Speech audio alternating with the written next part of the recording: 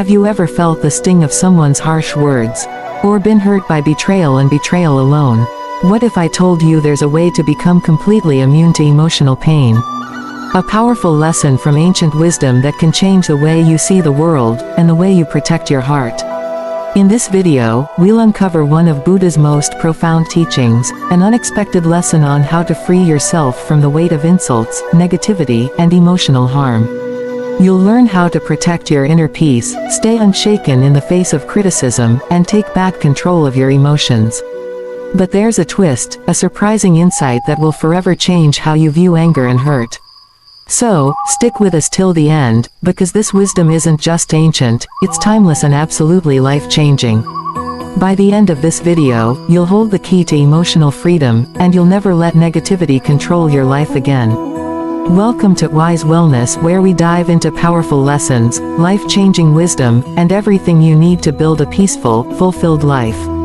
Don't forget to hit that subscribe button, so you never miss out on transforming your life with our videos. Before we talk about the lesson that can change your life, let's first understand the emotional struggles we face daily. In today's world, it's almost impossible to avoid harsh words, criticism, or betrayal. Whether it's a negative comment on social media, a harsh word from a friend, or even toxic behavior at work, we've all been hurt by the words and actions of others. These emotional wounds can linger long after the incident is over, leaving us questioning our worth and feeling vulnerable. But what if there was a way to stop letting these emotions take hold? What if, instead of letting these hurtful words shape our reality, we could simply shrug them off like water off a duck's back?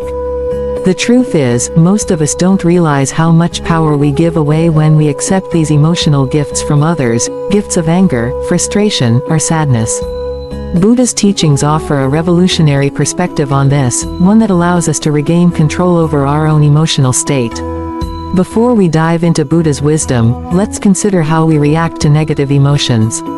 When someone insults us, our first instinct is often to defend ourselves, to fight back or to react emotionally. We think we need to justify ourselves or prove that we're not hurt. But in doing so, we unknowingly give our power away to the other person. It's like accepting a gift you never wanted. That's where Buddha's teachings come in, reminding us that we don't have to accept emotional pain. Now, you may be wondering, how can we change something that feels so automatic?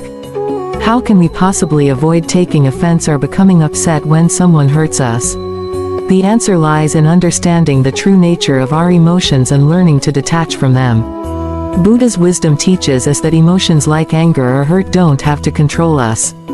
They only have power if we allow them to. Before we delve deeper into how detachment works, let's take a moment to reflect on why we hold on to negativity.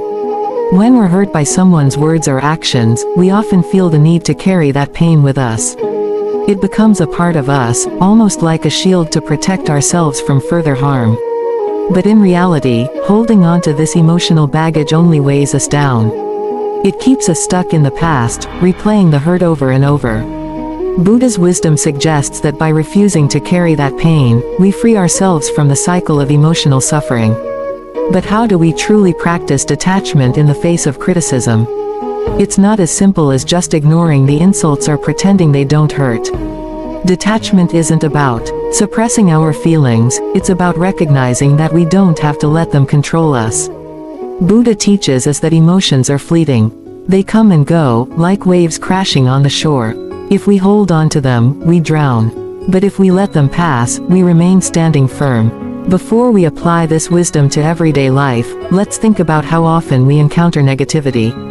In the world we live in, negativity is everywhere, whether it's online trolls, colleagues who criticize without understanding, or even family members who don't support us. These external sources of negativity can feel overwhelming, and it's easy to fall into the trap of letting them affect our self-esteem or mood. But Buddha's teachings remind us that no matter what happens on the outside, we always have control over how we react.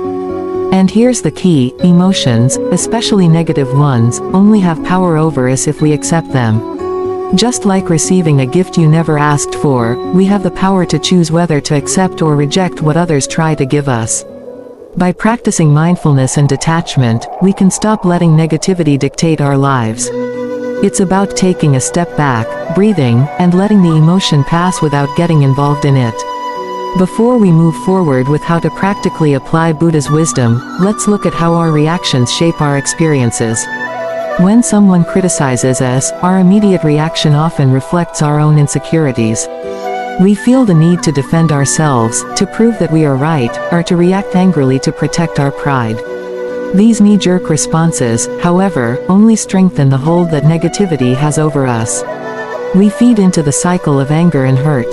Buddha's lesson, however, encourages us to take a step back and question our own attachment to these emotions.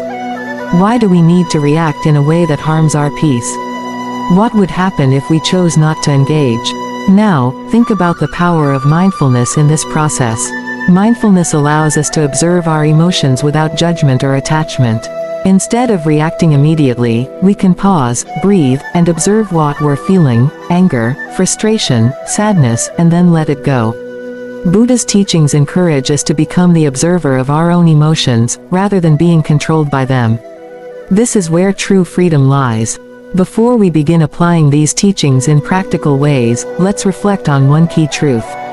Negativity doesn't come from others, it comes from how we interpret and internalize their words or actions. Someone can insult you, but it's only your interpretation of that insult that makes it hurtful.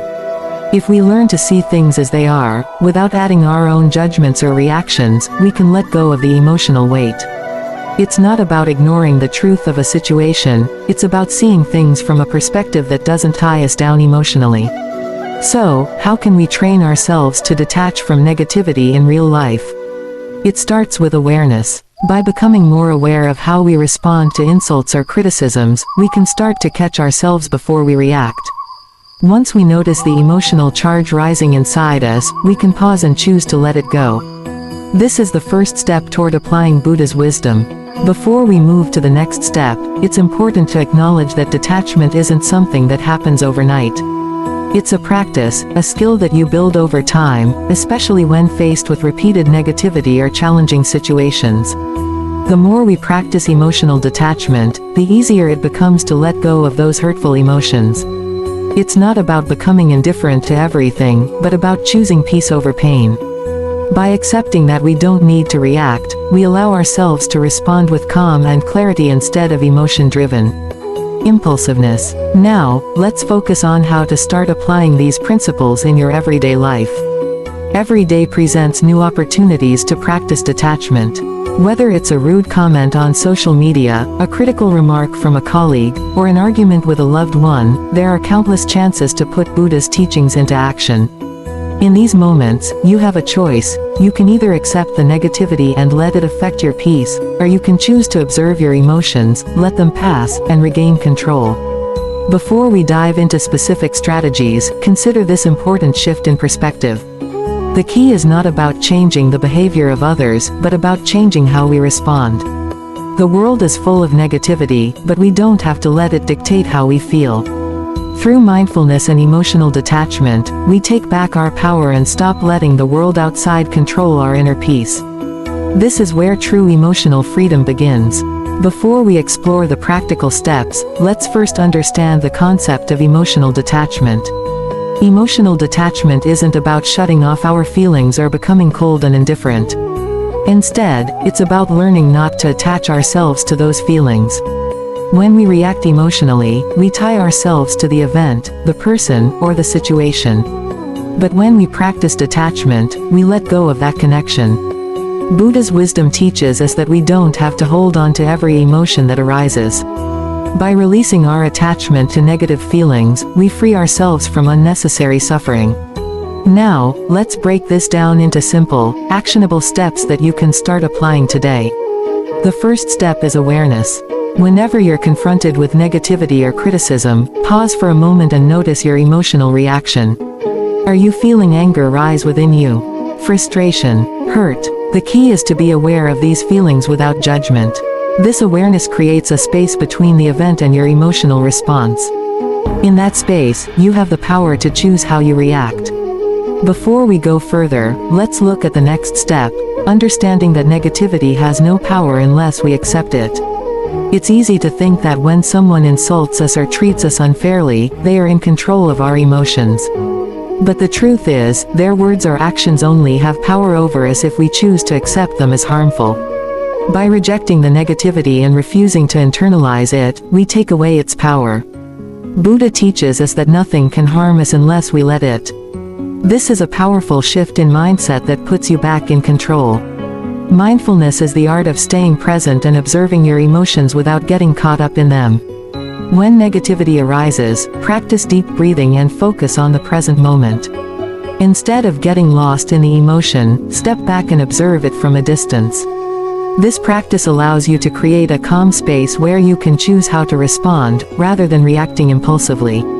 Before we wrap this up, let's add one more technique that ties everything together: self-compassion. It's important to be kind to yourself during this process.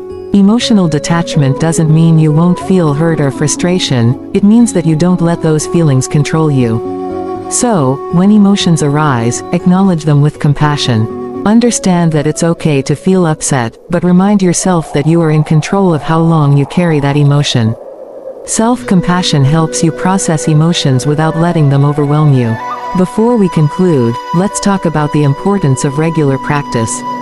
Emotional detachment, mindfulness, and self-compassion are skills that get stronger with consistent practice.